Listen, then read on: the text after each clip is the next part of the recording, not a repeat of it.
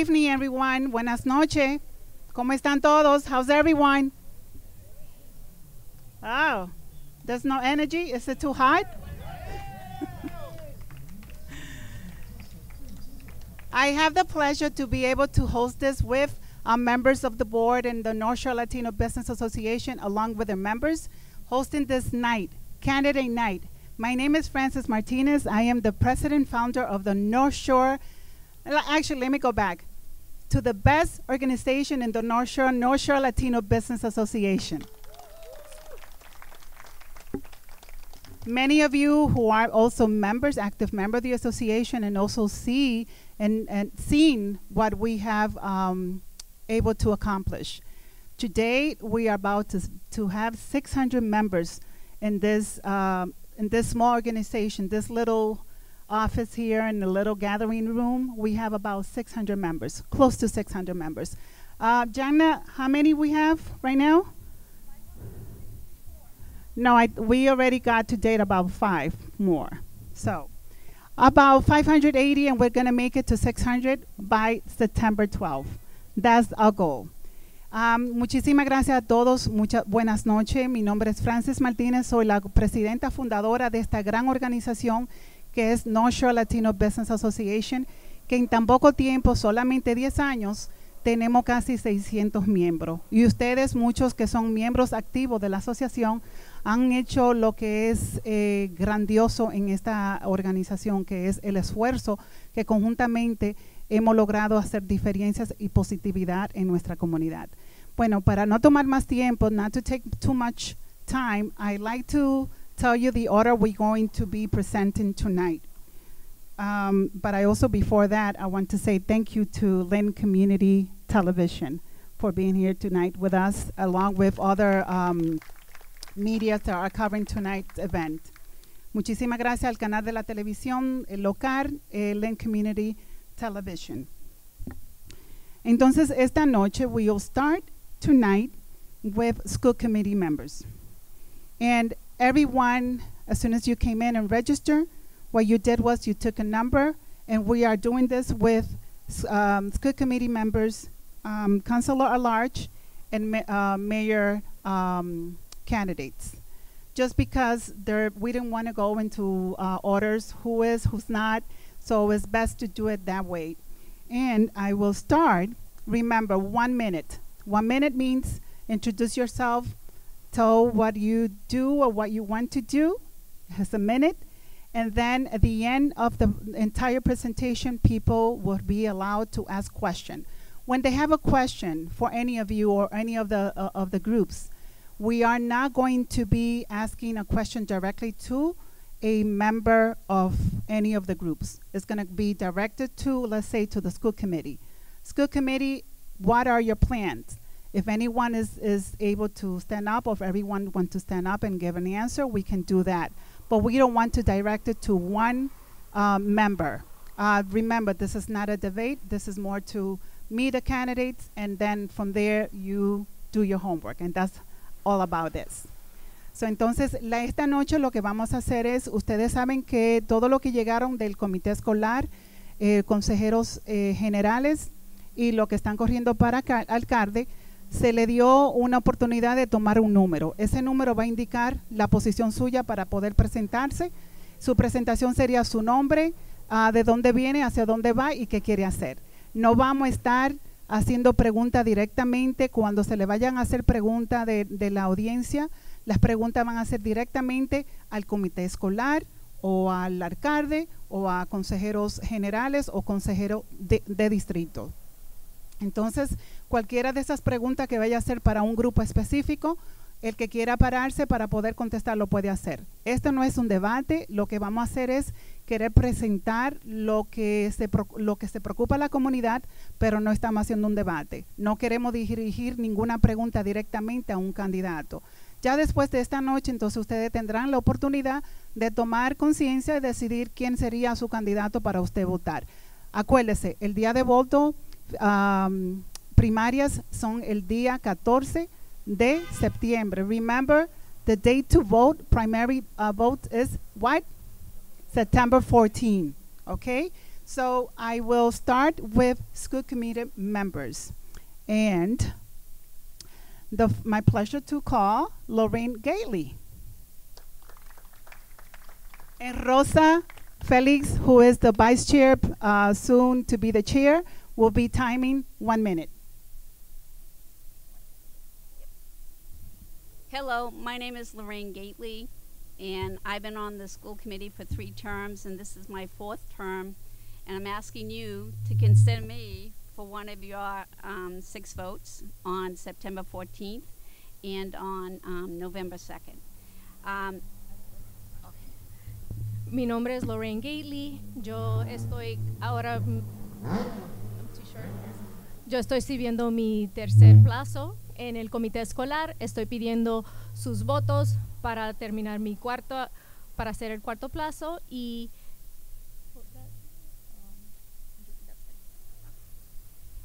Okay, I just want to piggyback on what Frances said at the beginning of the night when she introduced herself. It's really important that we get our parents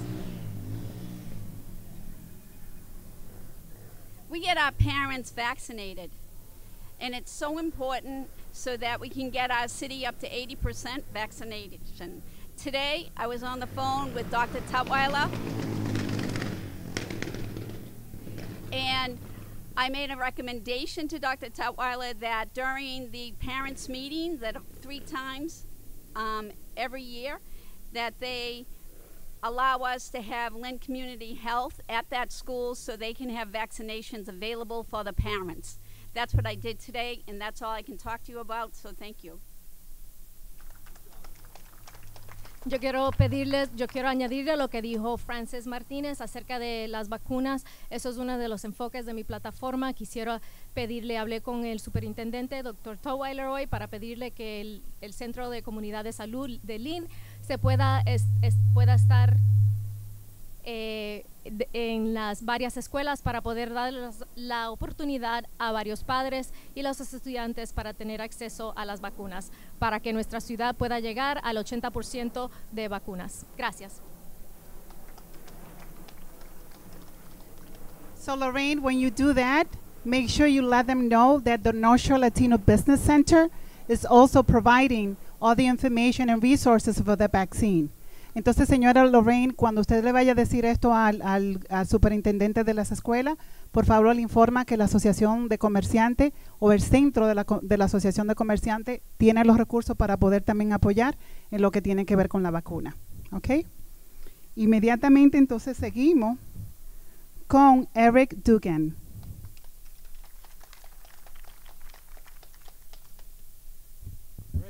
Thank you to the NSLBA for having us here tonight. My name's Eric Dugan. I'm running for Lynn School Committee. And 2 things I think I can bring to the table. First of all, I'm a parent. My oldest son, Tyler, just graduated in the spring.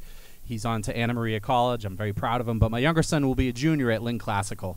Sorry, Bulldogs. We're Rams in our family. But he'll be a junior at Lynn Classical. So I'm a parent. But I'm also a teacher. I've been a teacher for 20 years.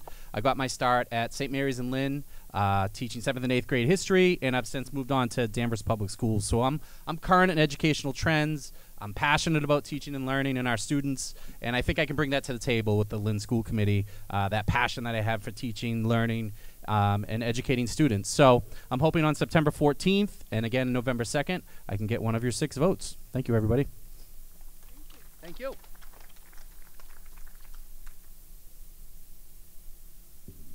So we go with number 3, la señora Sandra M. Lopez.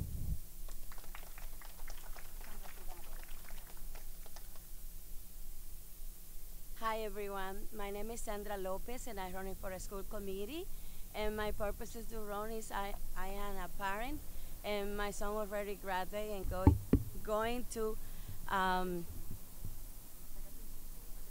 okay. My son is studying lower UMass, and he do bioengineering. As a parent, I was struggling a lot of problems in the school, and I want to be a representative for the parents to be more capable in the school and encourage them to go to the meetings and be part of the school. And I want the school to do things more better than how they doing it in the actual time. Thank you.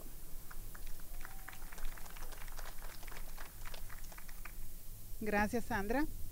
And next is Brian Castellanos.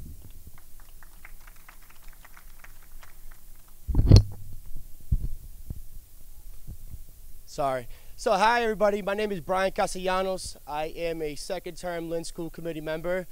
This has been one of the most rigorous terms I've ever experienced.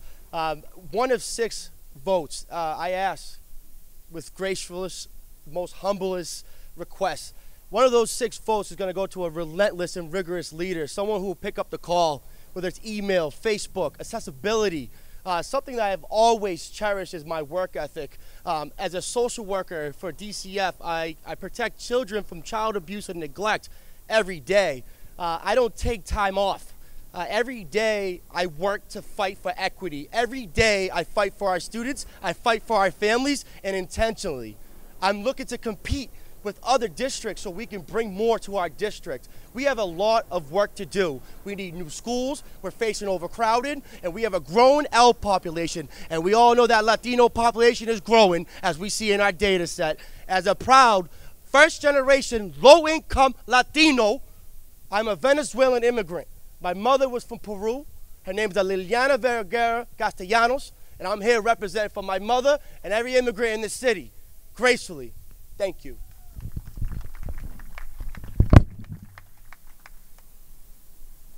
Thank you, Brian. So we go to, I'm not sure if he's here. Hassan? Okay. So we go to the next person, will be Daniel Richards. Richard. I just add an S to your last name, so.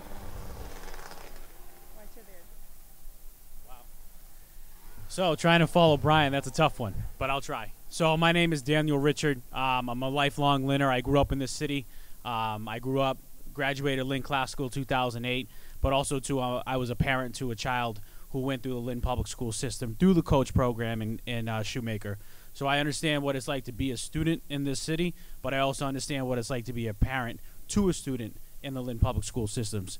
And I see what's going on in Lynn Public School systems, and there are a lot of good things that are going on, but there are a lot of things that can improve, and I want to be a part of that solution, and I know I can bring some great ideas, some great resources to this city, because I want to offer opportunities to these young kids that were not offered to me. Break down doors that were closed to me and have these doors open for our kids, because our kids deserve it in this great city. There's a very diverse population, and being a Latino myself, I know I represent them very well. And I gracefully ask for one of your 6 votes, September 14th and November 2nd, and I am currently number 3 on the ballot. So thank you very much.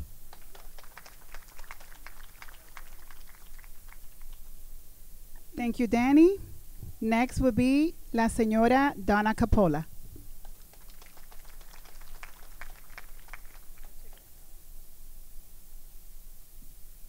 Hi, my name is Donna Coppola, and I presently serve on the Lynn School Committee. I'm married to my husband, Harry, who was also on the school committee and a city councilor at one time.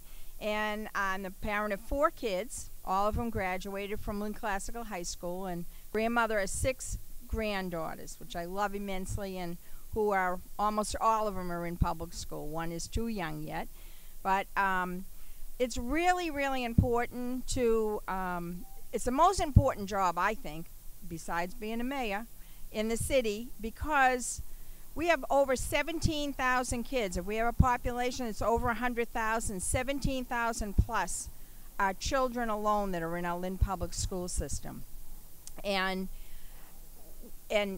we have overcrowding, so I'd like to have you send me back, and we look for having new schools built, new programs for our kids. Our space is tight, and I'm getting the 1 minute, but I want to back on to Lorraine. For anybody, talk to all of our parents and make sure our kids are vaccinated. We cannot take the mask off till we're at 82%, and we're far from it. Thank you.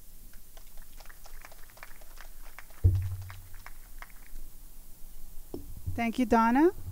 And next is number 8, Tiffany Magnolia.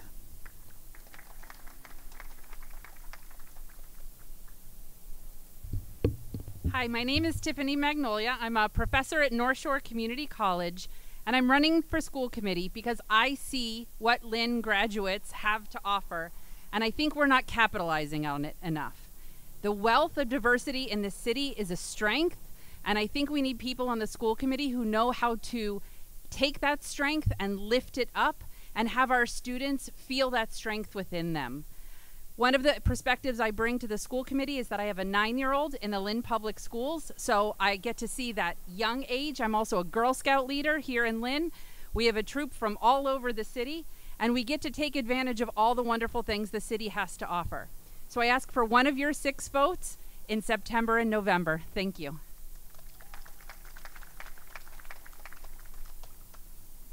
Thank you, Tiffany. And next, number 9, Lenny Peña.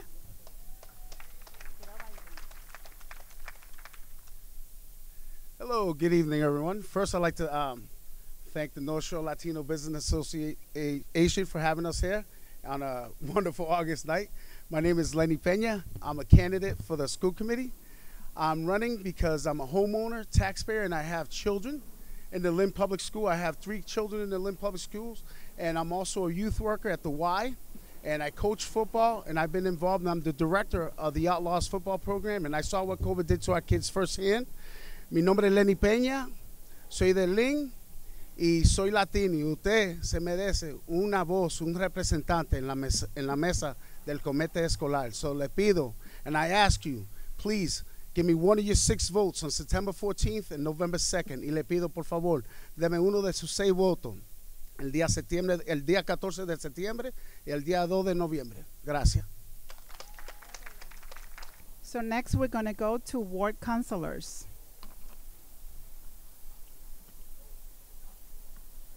And I will start, okay. I will start with Ward 4. And I am calling up front Mr. Richard COLUCCI. Rick.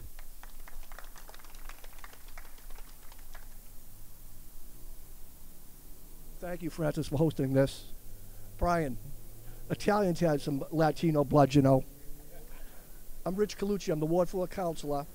And I want you guys to know I've always been supportive of all the businesses downtown, the restaurants, the bodegas, and I'm here for you guys. If you need me, you'll call me on my cell phone, 781-953-7970. I ask for your vote. Thank you. Thank you, Rick.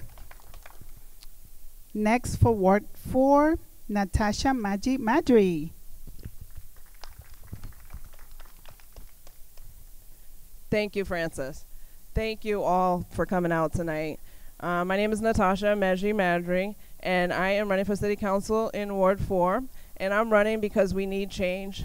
We need a counselor who is more responsive, who returns emails. We need somebody who can talk about what the plans are for the future. For me, I want you to vote for me because I want to advocate for affordable housing. Because we need affordable housing because of young adults like my daughter who can't find an apartment to live because it's too expensive. And so many residents that I've talked to feel that they're going to have to leave our wonderful city because there's just not enough housing. It's just too expensive and nobody can afford it. We need to do better. We need to have transparent government. We need more people to vote.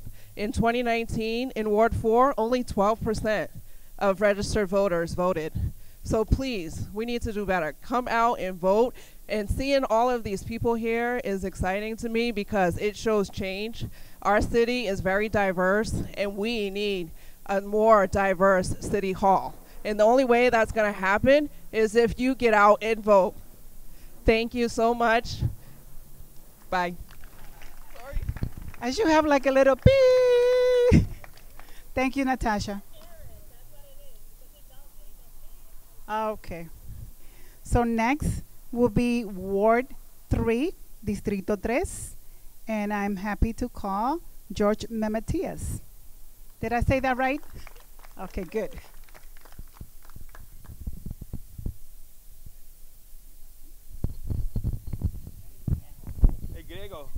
Hello, my name is George MEMETEAS. I'm an immigrant from Greece. I've been involved in the Latino community for over 40 years. I know most of you. My wife's an immigrant. She works at the Lynn Public School. I recently just graduated law school. I'm finishing my MBA, and we're looking to get some business people on the council. I'm running for Ward 3, and I appreciate it. I'm asking for your vote. Thank you. Thank you, George. Now I am happy to call. You're gonna have to say your name because I know it's Coco, but your first name I want to say it correctly. So tell me. ALINSUNG. Sung? Close enough. Close enough. Okay. Thank you. You're very welcome. Hola, ¿cómo está? Buenas noches. Mi nombre es Coco ALINSUNG. So there's Lynn in the middle. ALINSUNG. Candidato para concejal del barrio, el representa distrito número 3. You probably are wondering why this Asian guy is speaking Spanish. Because I'm Filipino. We are the Latinos of Asia. Nosotros 400 años la controla la España. Somos su cultura, tradición, all hispano. So I know I only have 1 minute. I have my information there. You can check it out. One thing for sure, I can guarantee you, I've been very active in Lynn since I moved here. Win or lose, you will still see me doing the same thing I love. I have no kids. I work from home. You can call me anytime. I was door knocking yesterday, and this woman said, "It's you again?" And I told her, this is the face that will come back here all the time. If you need me, I'll come back here. So muchas gracias. Thank you. Muchísimas gracias. So Ward 2, Distrito 2, me place llamar a Richard STARBARD.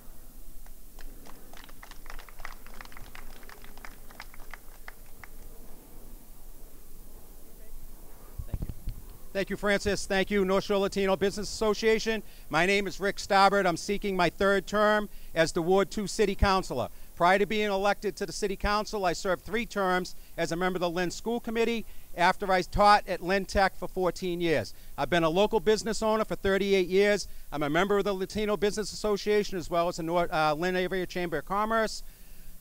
My experience, my commitment, my investment in this city is unmatched. I've trained kids that now own businesses in this city, now own homes in this city.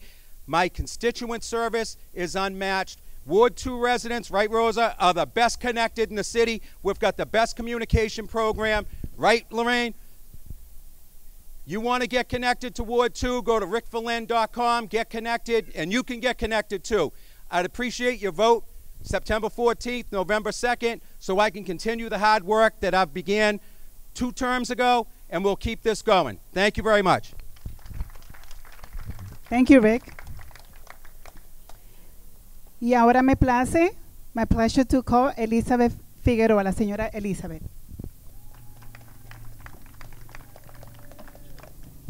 Buenas tardes. Voy a hablar en español solamente porque estamos aquí en el Latino Business Association.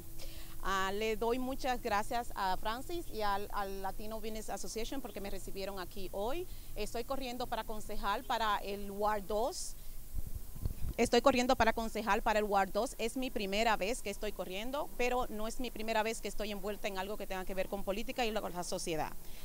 Mi trabajo ha sido siempre trabajar. Tengo 34 años viviendo aquí en Lynn. Tengo 2 hijos, uno de 29 y otro de 21. Mi hijo mayor estaba en el Army, duró 8 años, y mi pequeño está en la universidad ahora mismo y está graduándose para el año que viene. Estoy graduada de Criminal Justice y tengo un asociado de Social Worker y de Ciencias Políticas. Mi experiencia con las organizaciones en la comunidad ha sido, he estado envuelta por alrededor de 16 años. Y he estado envuelta durante los 16 años y cuento con su voto para el día 14, septiembre 14 y para noviembre 2. Muchas gracias. Gracias, Elizabeth. So now we're going to go to the next, put this here.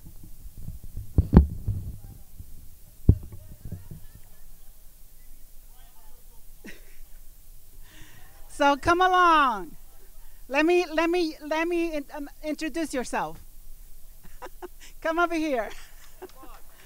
This is Fred Hogan, the wonderful Fred Hogan from Ward 6. Y nadie está corriendo en contra de él. No one is running against him.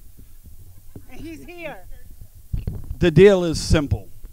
I don't like really talking about myself. I talk about people in the community doing things. And during the pandemic, North Shore Latino Business Association stepped up for its members.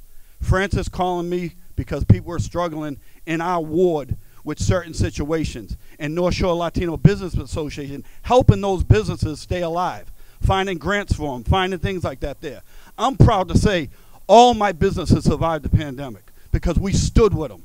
And I answer the phone for Francis, no matter what it is. And what this organization does for the community of Lynn is real.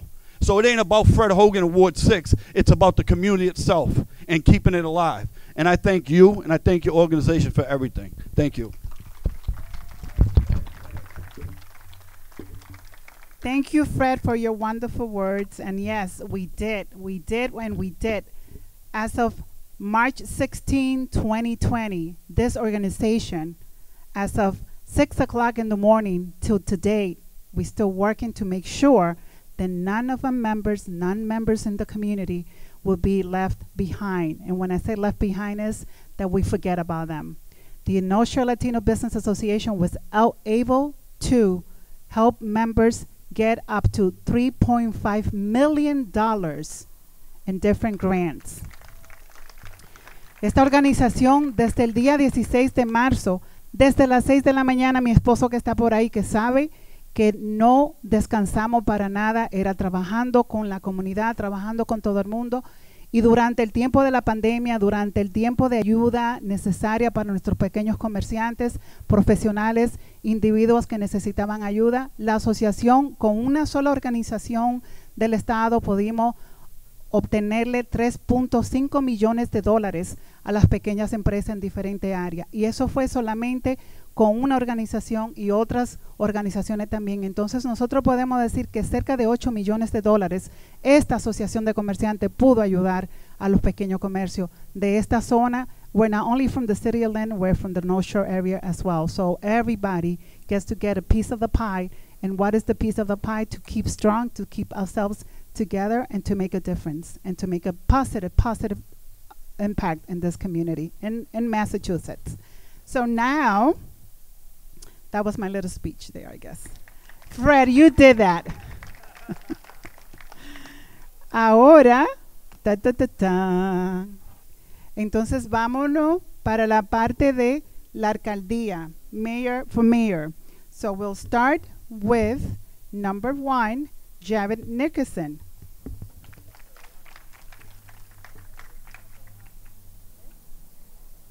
Oh, no. No. I can't have you now. It's I'm sorry. I'm sorry. Thank you. See, that's the reason why I need someone behind me and tell me. I got too excited by what I said. I'm so sorry about that. Sorry, Jared. So, now, Councilor Large, concejal generales. Entonces, empezamos con número 1, que no está presente. Number 1 is not present. Number 2 es el señor José Manuel Encarnación. I had to lower the microphone because I'm too tall. All right, well, my name is José Encarnación. I'm a proud member of the Latino Business Association and a proud member of the board. I've been working in the public service for 20 years, plus 20 years. That's my passion, helping and serving people. Why I'm running? I'm running because I'm committed to our city, to its residents, and to make local government work for everyone. I ask on September 14 and November 2nd to give me one of your 4 votes. Mi nombre es José Encarnación, estoy corriendo. Soy un orgulloso miembro de nuestra asociación. Felicidades a Francis por el gran trabajo y a la asociación. Y estoy corriendo porque estoy comprometido con mi ciudad. Amo esta ciudad y quiero que el City Hall ser una conexión, ser un bridge entre la comunidad y los residentes. Juntos podemos. So there's not enough time to say so much. So, thank you. Gracias, José Manuel. Seguido con Nicole McClain. I wasn't sure if she was here yet. Hello, good afternoon, everyone. My name is Nicole McClain. I'm running for Councilor at Large, and I'm asking for one of your 4 votes on September 14th and again on November 2nd. I've worked with the North Shore Latino Business Association with En Nosotras, and we've been working on helping to empower the women business owners of the North Shore Latino Business Association. And that's been great work. We've had various people come and teach the female entrepreneurs about budgeting, about taking care of themselves, health and wellness. And that's one of the things that's one of the ways I give back to my community. I'm also the president and founder of North Shore Juneteenth Association, which is a part of the North Shore Latino Business Association as well. We're members of the North Shore Business Latino Association. So that's another way of my giving back. So I was just shown the phone. But the reason why I'm running for Councilor at Large is because I want to see more people of color at the table and more of our ideas and more of our needs being met, and that's why I'm running. So I hope to get one of your votes on November 2nd and also September 14th. Thank you. Gracias, Nicole. Número 4, number 4, Marvin HYPPOLITE. Hola, mi gente. Me llamo Marvin. Yo corriendo por concejal municipal, and I am running because I grew up down here in downtown Lynn, and I can say for the 15 years that I did live in downtown, I did not feel represented. My neighbors did not feel represented. Virtually nobody knew who their counselor was or what they were going to do. And right now, Lynn is in a very dangerous situation. We see what's happening with the price of rent. We see how expensive it is to find a home. Can you honestly say that you, as a citizen of this city, has the ability to make the changes that you want to see? Can you really honestly say that? Most of you cannot. 80% of the city does not vote in local elections. We are disempowered. So we are running to bring that power back to the people of the city, because it's the people who make the city, not the buildings and the money. So what is the plan that the campaign has? Number one, we want to get the city councilor staff. We're a city of 100,000 plus. There's 65 different languages spoken in the city. My family's from Haiti. There's people from all over the world. Who can go to these people and tell them what's going on? Tell them that there's an election. Tell them what kind of resources they have for them. And we need to do more rotating meetings all across the city. And we also need to make sure that when the developers come into the city, that we're not just throwing away tax breaks because we're desperate. We need to get something back for the people. So vote for me, September 14th, November 2nd, if you believe in this message, and tenga una buena noche.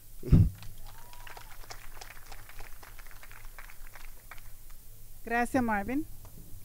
Seguido, next, Mr. Brian Field. Thank you, Francis, and thank you, everyone from the North Shore Latino Business Association, for being here tonight. It's nice to see so many of you, so many of the candidates that we've been out, and this is our busy time of year, so it's been an honor to serve with all of you. Diversity is certainly one of the important topics in the city, but even looking at everybody that's on the ballot this year, I think we can all applaud ourselves for what we do is represent the city well. So good luck to everyone that is running this year. We've all been at the stepping stage as a new candidate, and I know how challenging that can be. I've been a member of the North Shore Latino Business Association as a counselor for the last 3-4 years, and before that representing the funeral home, where I've worked for over 25 years. So I've been here listening to your ideas and sharing in your culture and passing that along and learning from you and you learning from me, and working together is what this city has done for centuries now. And I look forward to serving a third term. I ask for one of your 4 votes on September 14th and again on November 2nd. Thank you. Gracias, Brian. Now we're going to Mr. Honnet.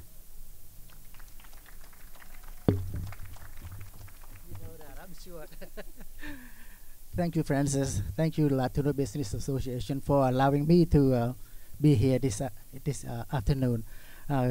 Good evening, everyone. My name is Hong Net. I'm a city councilor at large for the past 10 years. It's my honor to represent you. I'm so happy to be a part of policymakers, and it's an honor to do what we need to do to benefit all of us for our city. And I'm running for re-election this year because I want to do exactly the same thing, to be represent to all of us in this city and do the right thing for our city. And so on November 2nd and September 14th and November 2nd, I respectfully ask for one of your 4 votes, so I can continue to do the right thing for our city and to represent you, and to continue to make policy that benefit for all of us. And thank you so much for your support and for all this past year, and I'm honored to work alongside you. Thank you so much, and I look forward to continue working for you. Gracias, Han. Next, Mr. Brian LaPierre. Thank you, Francis. Thank you, North Shore Latino Business Association. Brian LaPierre. I'm currently a counselor at large in the middle of a 3rd term. I respectfully ask for one of your 4 votes. Like everyone has said, September 14th, November 2nd. My literature is on the table along with my contact information. I'll continue to do the work that we've been doing. Lynn means everything to me. It's where I raise my family. It's where I work. It's where I live. It's where I play. It's where I see all of you in our community. I want to be accessible. The work we've done on the council, particularly in the last year plus during the pandemic, helping folks, as Francis and Fred alluded to, through our EDIC with grants, not loans. Over $9 million distributed throughout this city. 82% went to small business, minority owned. That's one-on-one entrepreneurs, not big franchise, not big companies, but individual businesses to keep you thriving in a terrible, terrible economic downturn. So we'll be with you again and again over the next term. Please send me back. My colleagues and I have work to do, and we're up to the task. Thanks very much. Have a great evening. Thank you, Brian. And that's right, Brian. $900,000 from EDIC, only a grant, and 99.9% came to the North Shore Latino business members. So that was great as well. And we're still working on that. We're still working on more as well. So now, dun, dun, dun, dun, for real, right? Ahora sí. Brian, ahora sí. Ahora sí. Okay. Okay, so for mayor, we have 3 candidates. And the next person to come out front is Mr. Jared C. Nickerson. This time for real. Buenas tardes, soy Jared Nicholson, me estoy postulando para alcalde. Gracias a la asociación por esta oportunidad y a todos ustedes por estar aquí. Me estoy postulando para ayudar con la recuperación de COVID-19 y promover crecimiento inclusivo. Crecimiento que beneficia a toda la comunidad, que nos incluya a todos. Yo soy miembro del comité escolar, mi 3er periodo. También soy miembro de la junta directiva de la asociación y soy profesor en la Escuela de Leyes de Northeastern. Y crecimiento inclusivo significa mejores escuelas, incluyendo nuevas escuelas. Significa mejores trabajos, incluyendo apoyando empresas pequeñas, trayendo más diversidad a City Hall. Significa mejores viviendas y haciendo algo sobre la renta en la ciudad de Lynn.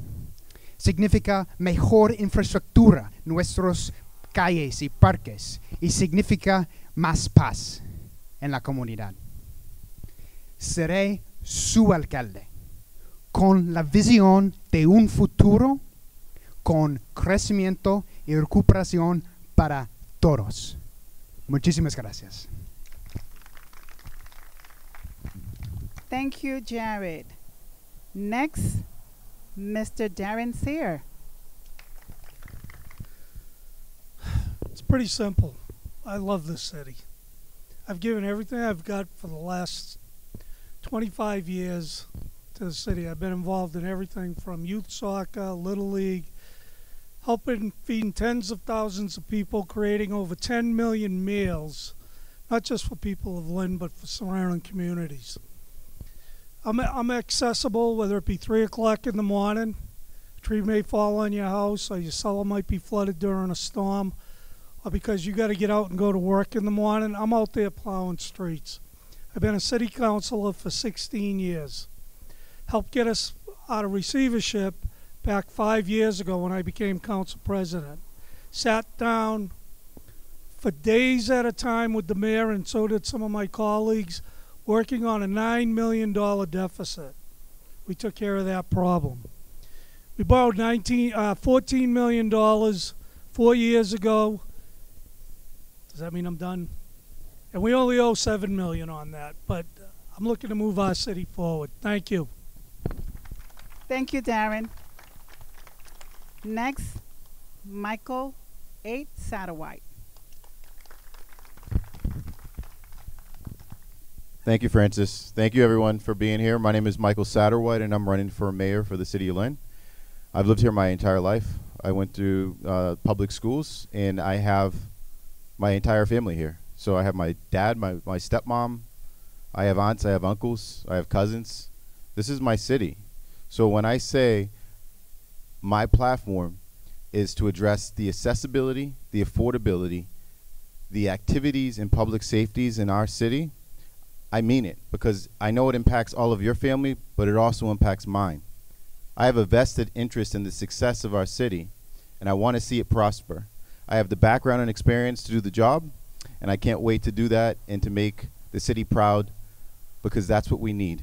We need a leader that is ready, able, and willing, and tested. And that's what you'll get with Michael Satterwhite. Thank you. Thank you, Michael. So I'm going to call the mayor candidates. This is the only time ever that I take a picture with candidates, because please come along. Because during election or this process, you may probably seen that I never participate in any event that has to do with endorsement or supporting, but I am from this community. All the leadership that we have, we're proud to be part and work with them as well. And this is the only time I'm going to take, this first time, a picture with mayor candidates. Can we do that? So we're going to now questions. If anybody has any questions, please raise your hand. ¿Alguien tiene alguna pregunta? ¿Alguna pregunta? ¿No hay pregunta? A cualquier grupo que tú quieras.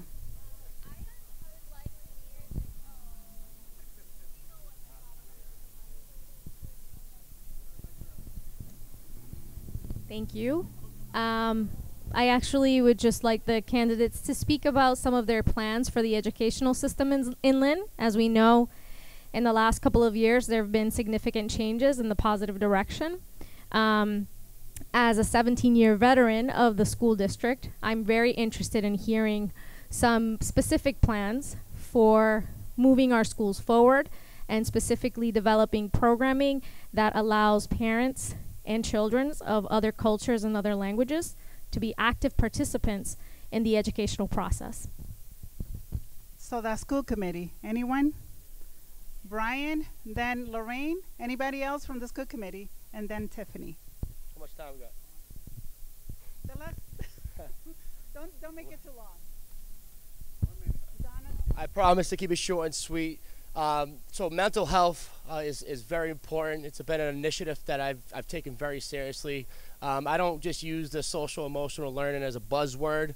We're looking for intentional change, and that starts with outreach, having real pro-social outreach efforts at the district level.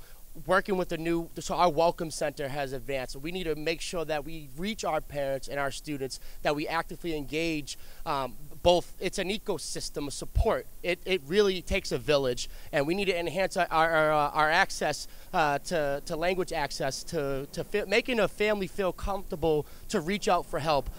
Vulnerability really creates silence. It is a very important piece to make people feel comfortable, and it starts at each school.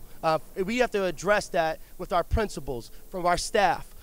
Investing in professional development when it comes to being trauma informed, being able to really successfully implement our programs in a way where we're going to not just throw money out, because we have to make sure that we're being, it's quality over quantity. We need to make sure that we're making intentional investments strategically. My job is to advocate to DESE, to the state, to the feds. With the Student Opportunity Act, we're going to have more resources available to create the sustainable changes that we're looking for. And just keeping, see, I'm all about action. Talk is cheap. We need to get out there today, tomorrow, the next day, and keep this going. Momentum is here. Let's get this done.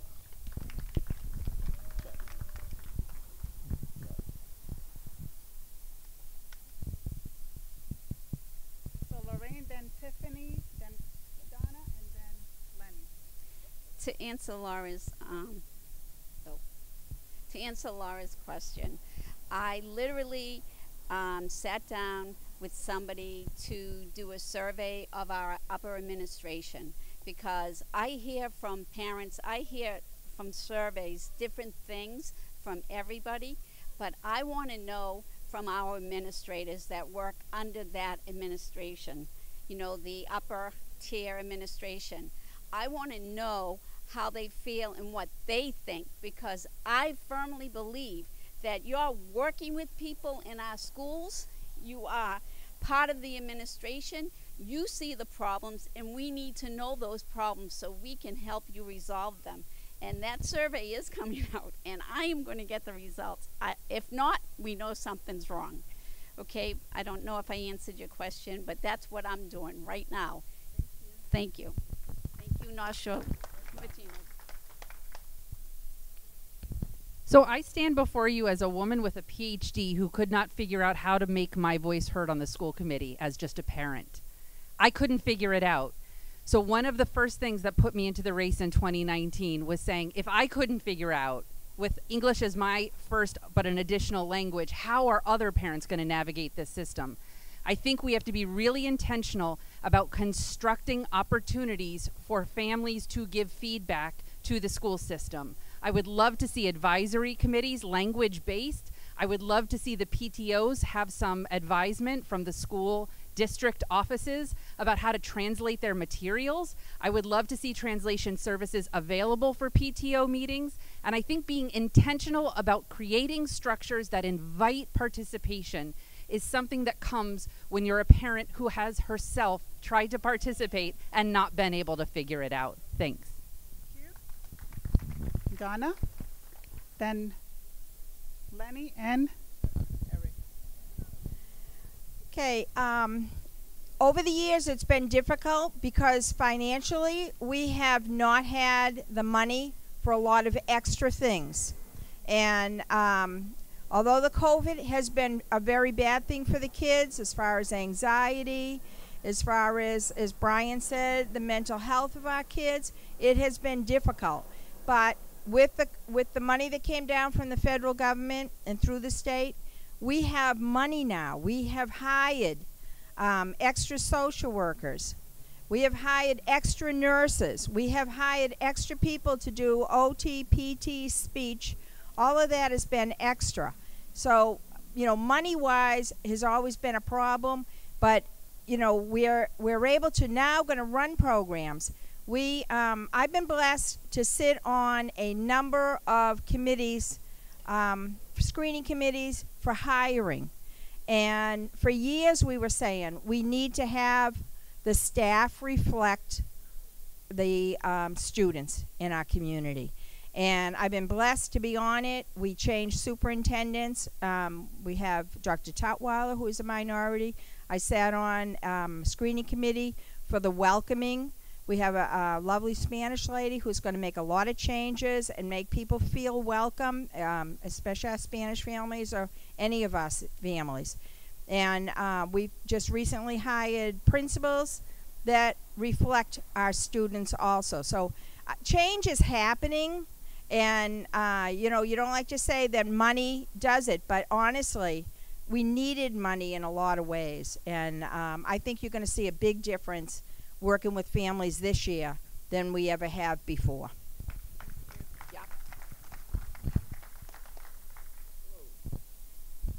Hello, everyone. I'll put this right here so I don't have to hold it. Eric and I are tall enough. So, if elected, one of the two things that I really like to work on is special education. I like to advocate for that, and the social emotional learning. I remember on my experience as a single dad with 2 boys with IEPs, I remember going to a meeting, to have another meeting, to figure out what we did the last time, to have another meeting, to have another meeting. And what happened? Nothing got done. I never got the services I needed. So if you don't know how to advocate for services for your children, you're never gonna get the help. And I'm not saying, and it's not the educator's fault, you know? And it's the administration. We need to do something where we can make sure that everyone's on the same page and everyone's getting the help they need. And that's what I really like to advocate. Because when you don't address a social and emotional learning problem, it becomes a discipline problem. And who's left with that? The educators. And it's not fair for the educators. What's next? We already know the story. Facto, and then so on. So I like to be that voice, that parental voice, because I remember, like, I had no clue. And if it wasn't for the outside agencies like nonprofits that try to help me and kind of give me a sense of direction. And that's one thing I like to advocate, is to Lynn Public Schools to work with other outside nonprofits to head us into that right direction. Thank you.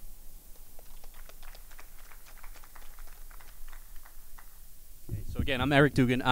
I think the biggest thing we need to do is listen to our teachers, get them to have a voice at the table.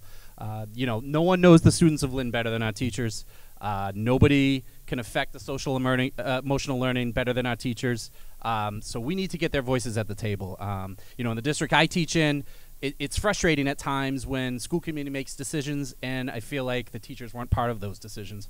So that's a really, really critical part. And then the other part is just making sure that the money from the Student Opportunity Act is used in the proper way. I think one of the jobs is the committee is oversight and using that money properly to address the issues that you're referring to, I think would be really important too. But the biggest thing is just listening to the teachers, making sure they have a voice at the table. So thank you.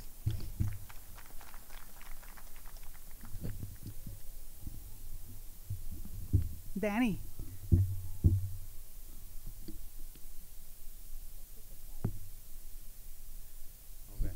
So for me, what I think what it really comes down to when it comes to services and resources, I think it really just comes down to working together as a team, as part of the school committee, listening to the teachers, administrators, but also too bringing in different resources. As a businessman in the city, I come to the table with a lot of different business resources and acclimate, but also too in the nonprofit world.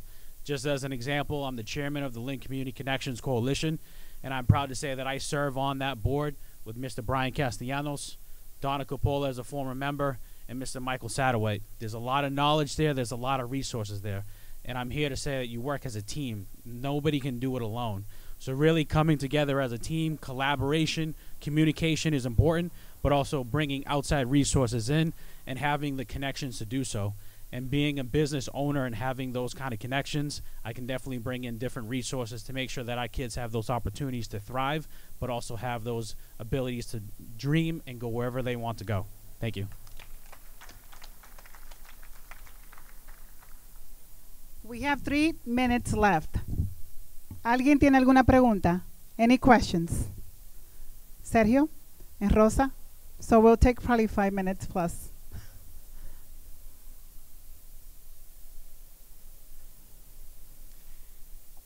Mine's a question, but also more or less as a request. So right now, one of the big pivots for a lot of people who lost their jobs, especially in the food service industry, has been to make food at home. I'm sure you've seen it on Instagram, on Facebook, everywhere. Right now, one of our plans is in the city of Chelsea is to put together a community shared kitchen. This would be a shared kitchen where small businesses, people can rent it by the hour, by the month, by the week.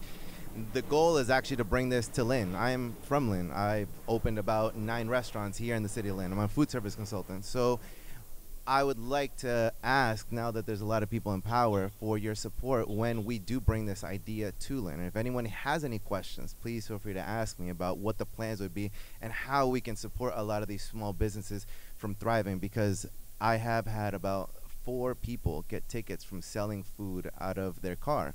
And I'll tell you, it's not because they want to. It's because they can't afford a commercial kitchen, and each ticket is $300. So they're willing to risk selling food illegally to be able to start a business. And many businesses start at home. So I would like to just bring that comment up, and of course, you know, invite a lot of you to comment on this. Thank you.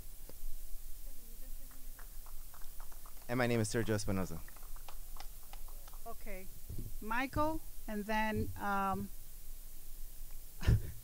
Rick, and then Jared. That's a great question, and it's not just people doing it out of their car. They're actually making it a business on Facebook to supplement income because of the lack of opportunity. I've actually been in discussions with the Brickyard Collaborative, and one of the things that they're looking to do is bring a commercial community kitchen into the city, which is important. And I know that there were things that you and I talked about doing the same here, using particular kitchens. I just bought a restaurant on Linfield Street, which had a kitchen, and you know, we were trying to think of ways to benefit the community with that particular tool. So we see that there's a huge need. We see that we have so many people with talent, and we see that there is a hunger for their food. Why is there a disconnect? And that's not just for the food industry. I think it's with business in general in our city.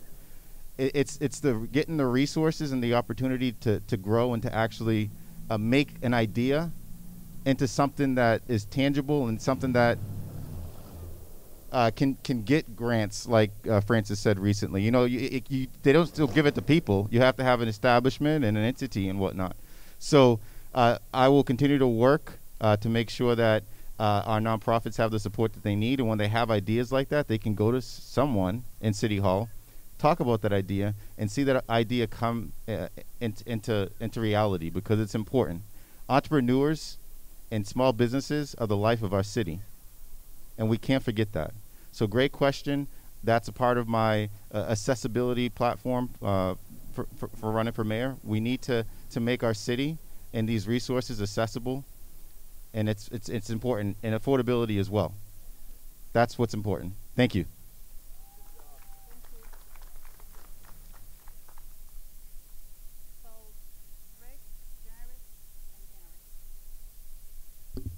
So aside from serving on the city council, I've been serving on the EDIC board since 2015. A few years back, prior to KIP going into the blood building, that building was basically incubator space owned by EDIC. Donna knows because Joy Daycare was there. The building was in such disrepair that we decided to sell it, and I served on that committee that made the decision to sell that building to KIP because they were the only ones that could put the money into that building. But now EDIC has lost that space, but we have the cash that was generated through the sale. And one of the things that I brought up in a meeting just last month was how we need to reinvest that cash, how we need incubator space and a commercial kitchen. We have so many people moving into this city that make food that isn't available anywhere. And that's why we see so many of these ethnic restaurants take off once they open up. But we need to create incubator space and commercial kitchen space so that people that are coming into the city have those spaces to properly, safely prepare their foods and get them out to sale, and hopefully earn enough income where they can open up their own businesses, whether it's a store, a restaurant, or whatever. But it is something that EDIC has begun to work on. We just need to find the space. So it is on the radar.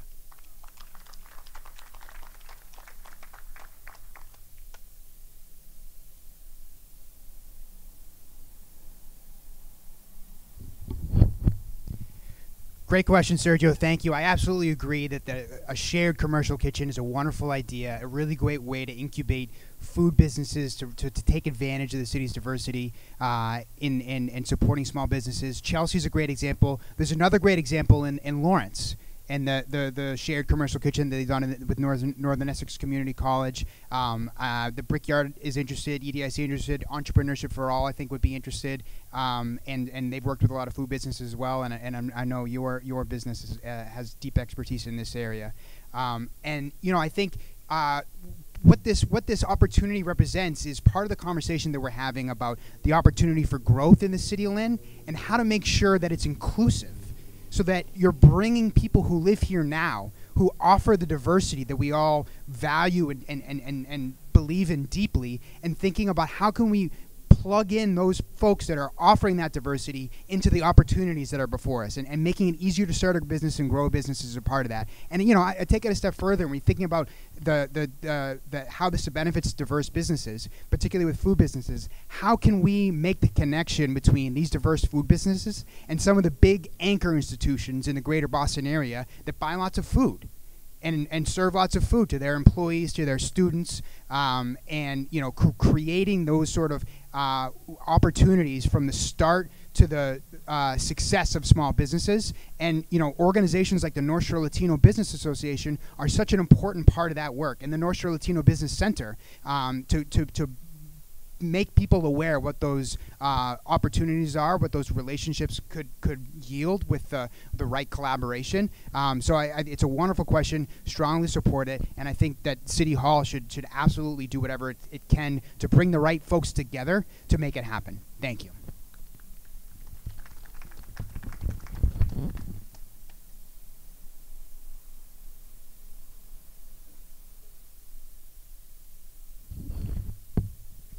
So if I'm elected mayor, and I'm going to give you a couple of ideas in a second, but one of the things that I've talked about doing is once a month having a conference with all businesses, people in the community, because I always say this, that there are so many issues in our city. No matter what neighborhood you're from, every neighborhood has its own issues. Every population has its own issues. Nationality, and in the business world, it's the same thing, no matter what that business may be. If I can give you a couple of ideas, I was in the food business back in the 90s, catering, and I owned a restaurant.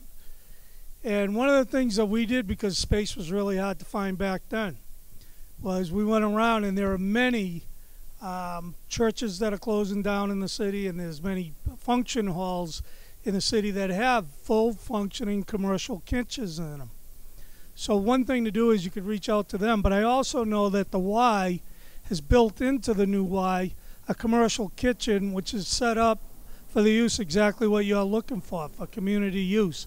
So to bring in businesses that can't afford to either rent a commercial space or one available to them, but the YMC has those things. As I said earlier, that once a month I want to hold conferences in City Hall with the business community, with neighborhoods, and get everybody to sit at the table to find out what all the issues are. Thank you. Thank you, Darren. Rosa, you have a question? And this will be the last one.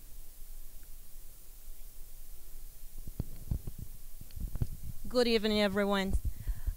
Being a business owner, a landlord myself, an investor, my worry, as well as most of you guys, what do you guys planning on doing for the rent in Lynn? Rent is way too expensive. We have our people moving out. Good people are moving out because they cannot afford it. Together with the street here that need a lot of work. So I want to know what's the plan to control the rent increase. And keep in mind, I'm a realtor as well. But not about the money, it's about the people.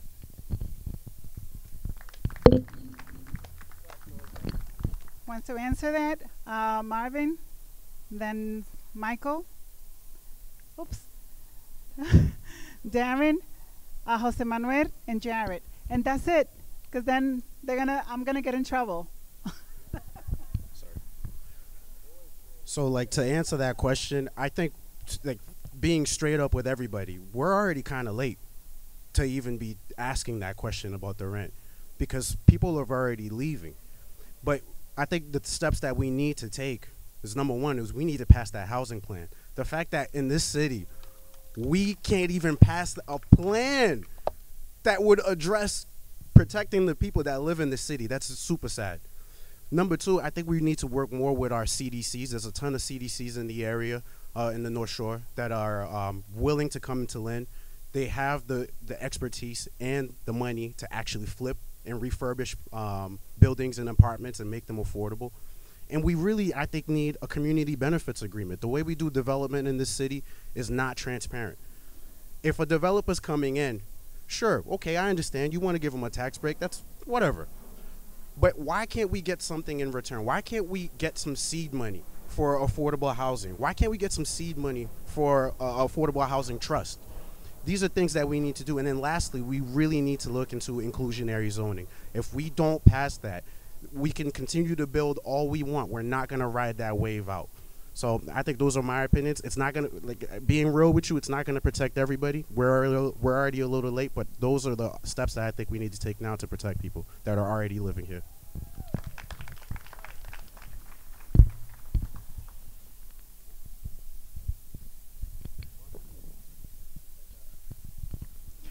Rosa, great question. One of the platforms for my run is affordability. And when I talk about affordability, I'm not talking about people that are on Section 8 or vouchers. I'm talking about the affordability of people to be able to live here. It's unaffordable. And I know that we're talking about development, but that's only going to address the new units in our city. We have to address the ones that are currently in place. And the Lynn Housing Authority has programs in place already where landlords can get money to do side-ins and de-lead or get new windows or roofing. And that is a program that I'd like to expand because a lot of times the landlords would increase the rent because of the fact that you need new siding or new windows or something. Affordability is one key part, but we also need high-quality living because you can have an affordable unit and it could be in disrepair. That's not what we want our residents living in. We want them to live in one that's compliant with the building codes and the health codes. It's vital. So one of the things that I'd like to do is expand that program to allow landlords to get the work that needs to be done to allow their properties to look up to par, which is what we all want. We want our communities to look nice. And then in return, when they normally put a mortgage or a grant on the deed, it's restrictive.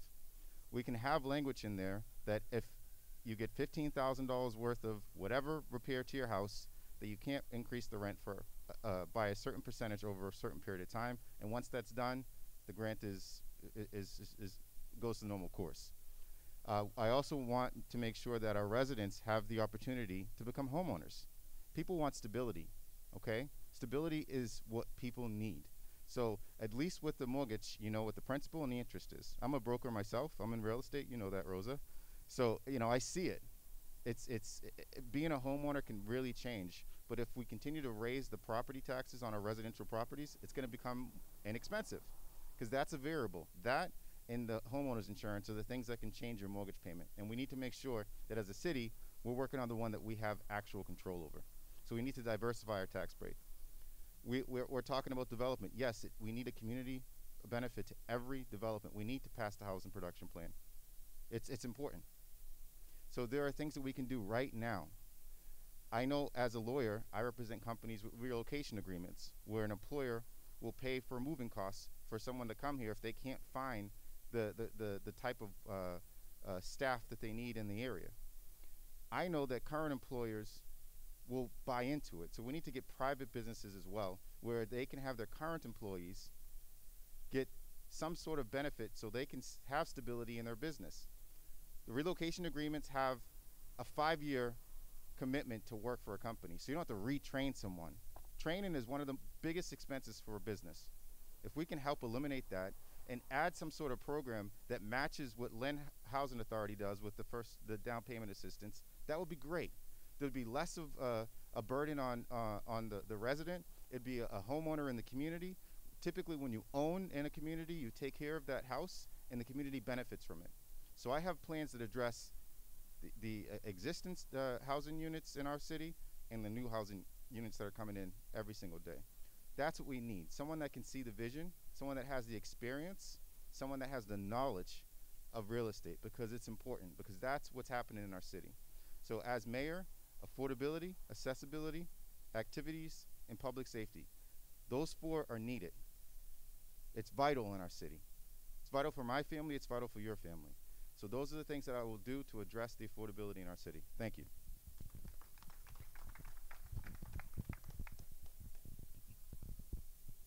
Thank you, Francis. I don't think I'm going to be too popular when I say what I'm going to say, but I'm not going to pander to the crowd. I'm going to be right up front and honest with you that unfortunately it takes taxes to run a city. Just like we have a budget, just like everybody has a household. The last thing the city council wants to do with the mayor is raise your taxes.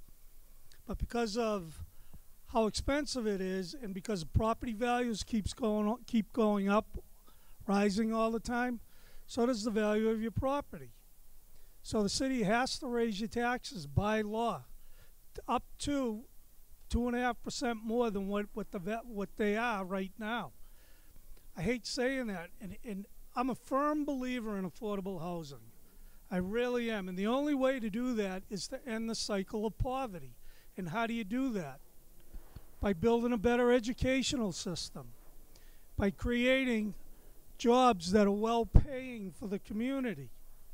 It's unfortunate. I mean, I hear about all the time, wherever I go, I hear about the tax breaks that the city gave, or the city council.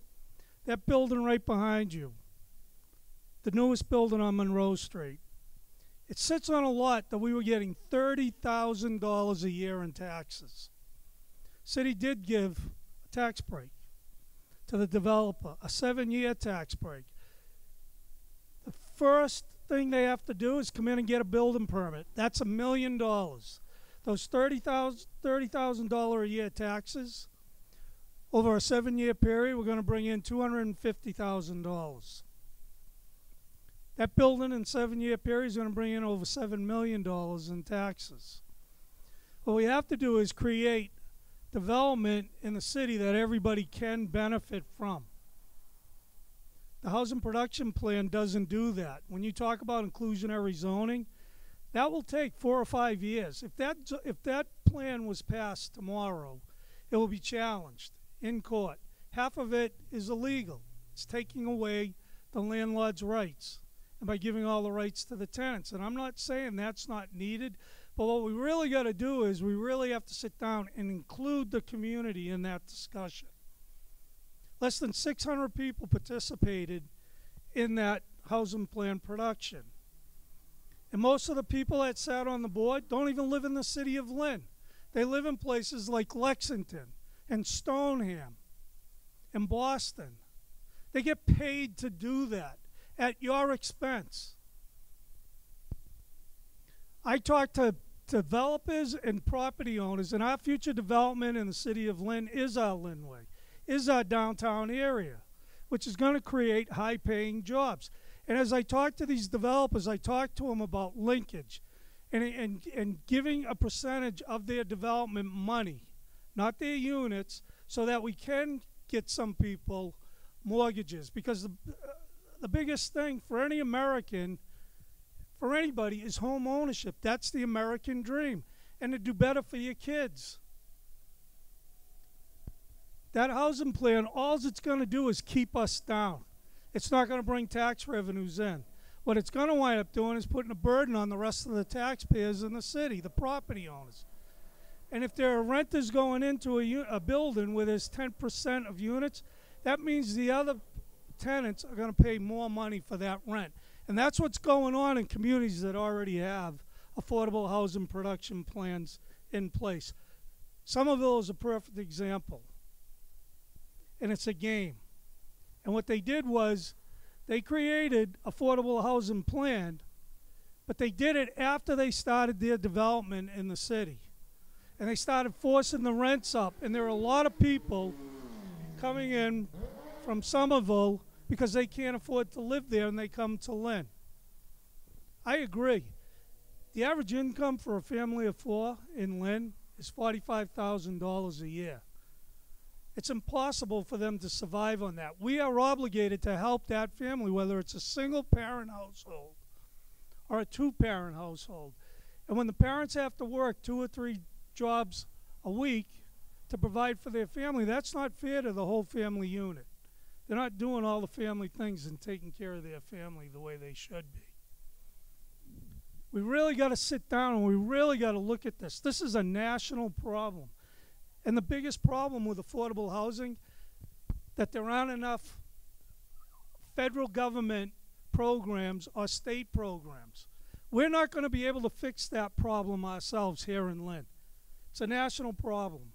We have over 350 nonprofit groups and organizations that are in the city of Lynn. The city provides thousands of services a year to those nonprofit groups, and they don't pay taxes. They're providing a service to people who need it, but it's also bringing in a lot of people from surrounding communities that don't have a soup kitchen, that don't have affordable housing at all.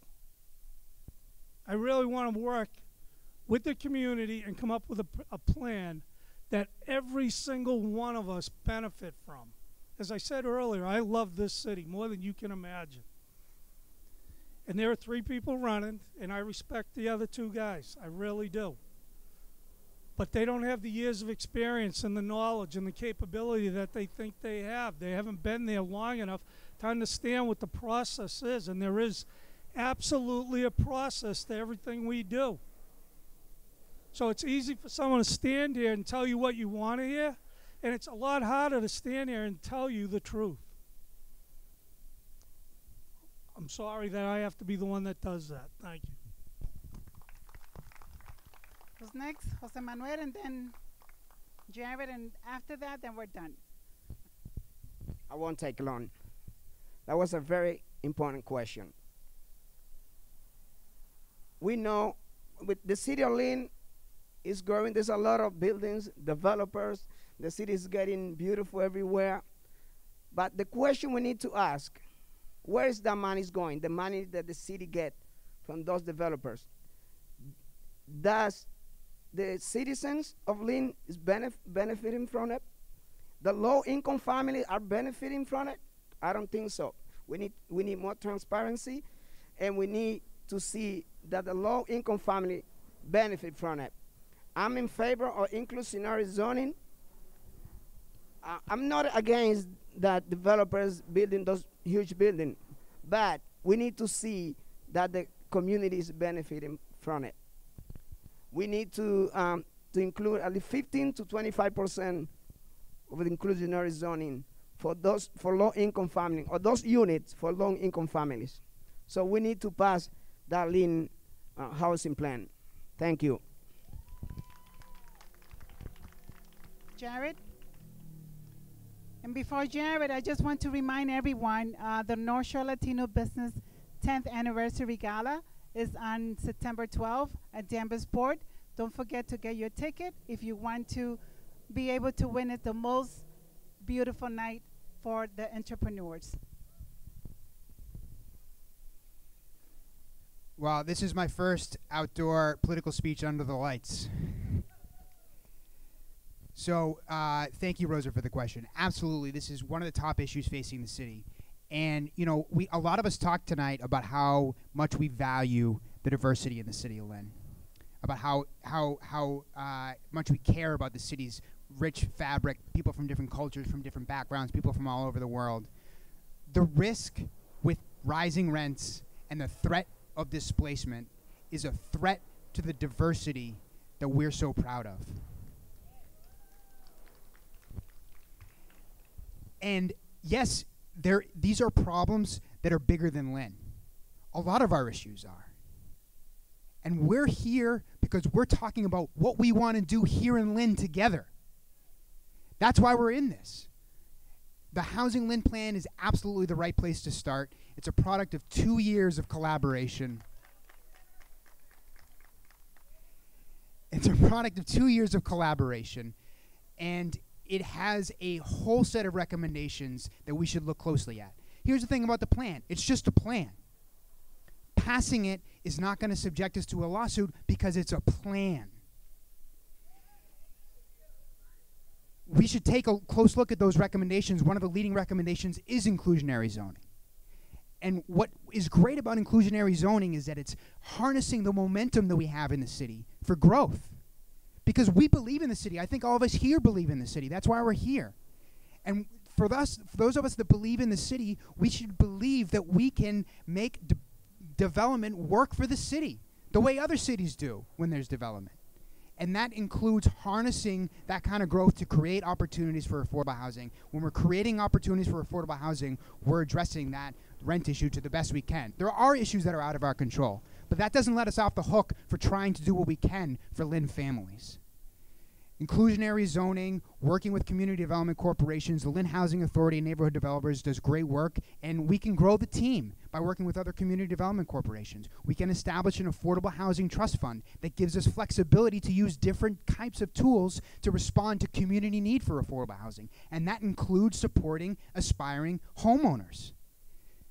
Homeownership is absolutely a key to building wealth, and we know that there are disproportionate access to home ownership. One of the recommendations in the Housing Lynn Plan is addressing discrimination in the real estate market. There's a study out of Suffolk University just in the last year that clearly established by sending people from different backgrounds to rent apartments, to look at a housing showing, that this is still something that we're struggling with today. It's part of the world we live in. And we need to acknowledge that. We need to continue to build our tools to address the cost of housing so that people here now can afford to stay and participate in the exciting future that we all believe is possible in Lynn. So thank you so much.